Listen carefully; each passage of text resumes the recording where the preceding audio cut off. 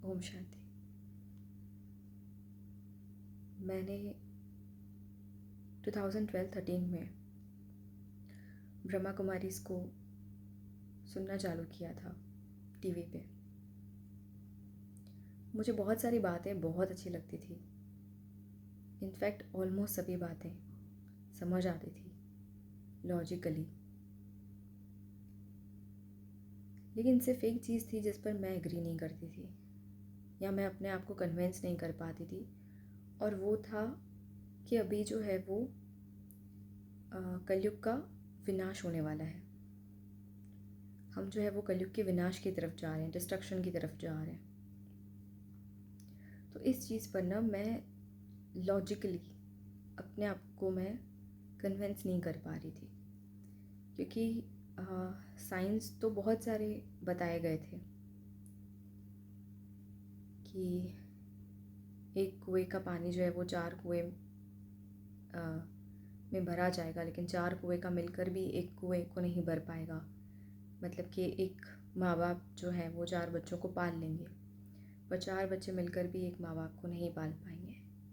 तो मैं सोच रही थी कि ये तो बच्चे बच्चे की परवरिश के ऊपर है, और ऐसा ज़रूरी नहीं है कि ये चीज़ सब जगह हो और सारे बच्चे एक जैसे हों।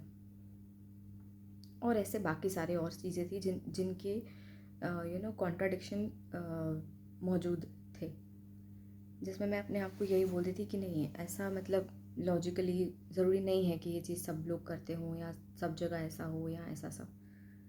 तो वो सिर्फ एक यही पॉइंट थी जिसके ऊपर मैं अपने आप को 100% कन्विक्शन के साथ कन्विंस नहीं कर पा रही थी कि ऐसा टाइम आ गया है कि अब जो है वो डिस्ट्रक्शन की तरफ हम जा रहे हैं। फिर एक दिन ना कुछ चैनल चेंज करते करते, कुछ तब 2012-13 की बात है, तब मुझे एक 2 मिनट का एक वीडियो देख लिया था मैंने। वो वीडियो मैंने यूट्यूब पे सर्च करने की बहुत कोशिश की, पर मुझे एग्जैक्टली वो वीडियो नहीं मिला जो मैंने देखा था।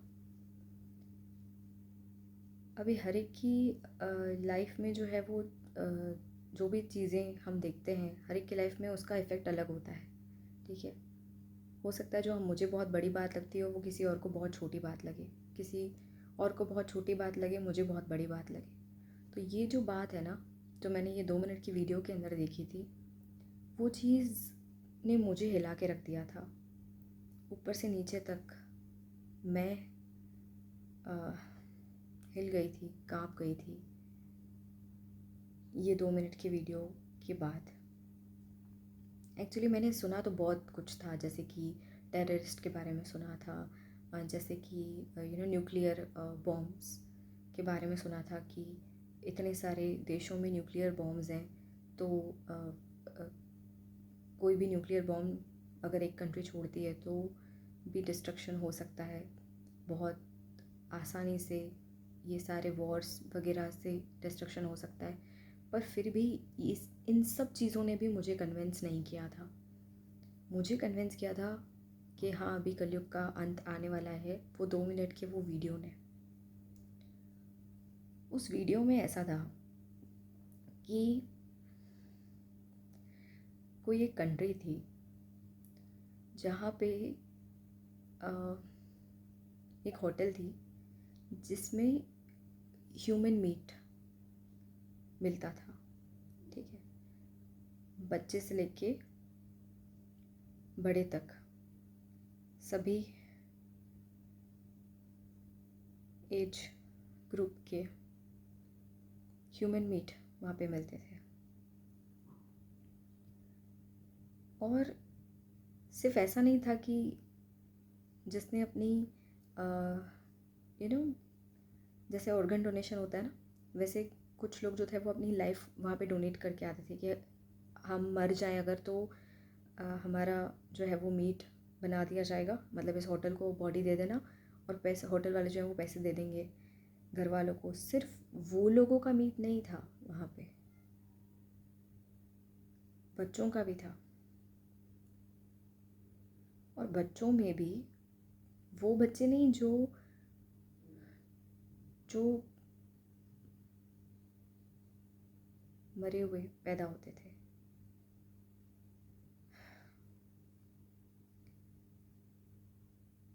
इतना अजीब लग रहा था मुझे कि कोई इंसान कैसे ह्यूमन मीट खा सकता है। उससे भी अजीब बात ये थी कि कोई इंसान कैसे ह्यूमन मीट बना सकता है, उसमें भी बच्चे को मार करके कैसे कोई ह्यूमन मीट बना सकता है। और उससे भी ताजुब की बात ये थी कि एक माँ कैसे एक बच्चे को पैदा करके उस बच्चे को होटल वाले को बेच सकती है। आई मीन, वैसे तो मैंने प्रोस्टिट्यूट्स के बारे में भी सुन रखा था ना, कि वो लोग भी अपना पेट पालने के लिए ये धंधा करती हैं अपने। लेकिन एक माँ अपने बच्चे को इसलिए जन्म दे रही है ताकि वो उसे बेच सके और अपना पेट पाल सके। और ऐसा वहाँ के लोगों में कॉमन था। मतलब लिटरली वहाँ की लड़कियाँ, लेडीज़ प्रेग्नेंट होती थी, बच्चा पैदा करती थी और उसे होटल वाले को बेच देती थी पैसों के लिए, ताकि वो अपना पेट पाल सके। आई मीन,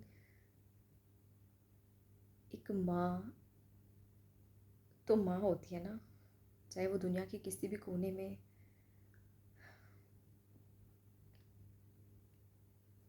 लेकिन एक माँ अगर ऐसा कर सकती है, अपने बच्चे को पैदा करके बेच दे, उसे पता है कि उसके बच्चे को मार दिया जाएगा, उस बच्चे का मीट बनाया जाएगा और कोई खाएगा, और वो होटल वाला उस बच्चे को मारे और खाने वाला खाए, और वहाँ पे ये सब चीज़ लीगल है। लिटरली, फ्रैंकली स्पीकिंग, ये चीज़ सुनने के बाद ना, ऊपर से नीचे तक मेरा तो सब ब्लैंक था, कुछ भी नहीं समझ आ रहा था। एंड मेरे अंदर से ऐसा निकला था कि हाँ, this is the thing I can believe, कि इससे ज़्यादा बुरा और कुछ नहीं हो सकता, इससे ज़्यादा गलत और कुछ नहीं एक्सपेक्ट किया जा सकता। And now it is a sign कि अब जो है वो हम विनाश की तरफ जा रहे हैं, डिस्ट्रक्शन की तरफ जा रहे हैं।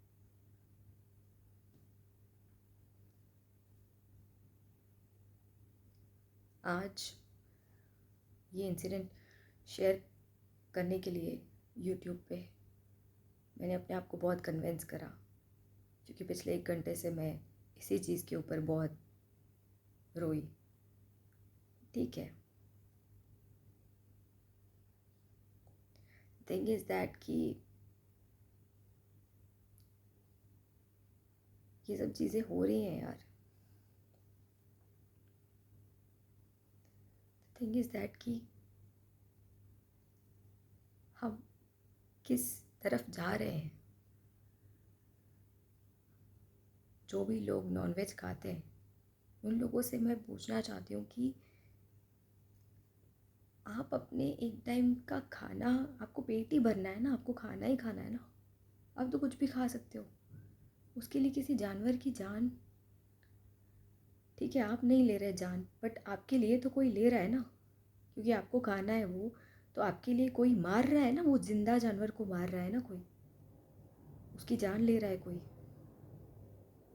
आपके एक टाइम का खाना और किसी की जान, दोनों में से आपका एक टाइम के खाना की कीमत ज़्यादा है, उसकी जान की कीमत से भी ज़्यादा।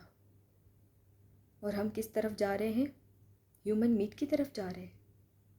मतलब आपका पेट भरे और सामने वाले इंसान को उसके परिवार का पेट भरने के लिए अपनी जान तक देनी पड़े, ताकि आप उसका मीट खा सको और उसके परिवार का पीछे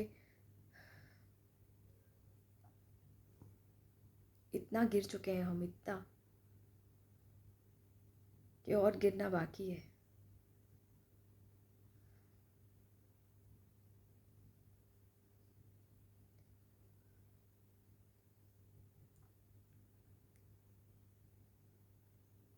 आज मीटलेस डे है।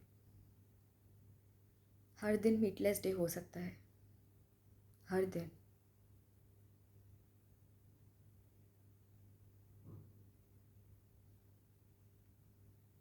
ये आपकी चॉइस है कि आपको किस चीज़ को ज़्यादा इम्पोर्टेंस देनी है।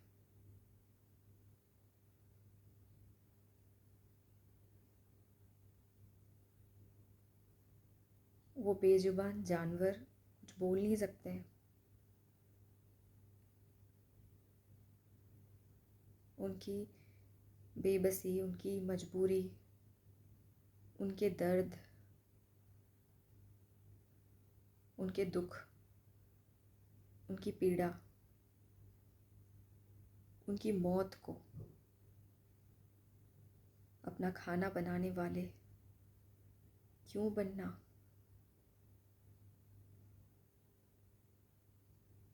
और कुछ टाइम के बाद क्या किसी इंसान के साथ भी यही करेंगे? हाँ,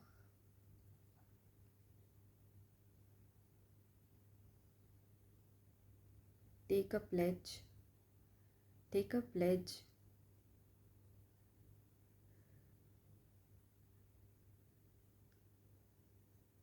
कि हम किसी की ज़िंदगी को अपनी ज़रूरत नहीं बनाएंगे, या यूँ कहें कि किसी की मौत को अपनी ज़रूरत नहीं बनाएंगे। हमारे पास ऑप्शंस हैं और कुछ खाने के, और नहीं भी होंगे तो भूखे रह जाएंगे, लेकिन किसी की मौत को अपनी अपनी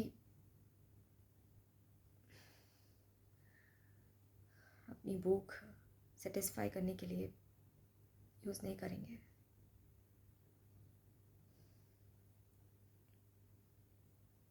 शायद डिस्ट्रक्शन से पहले हम थोड़े से तो इंसान बन जाएं। Thank you.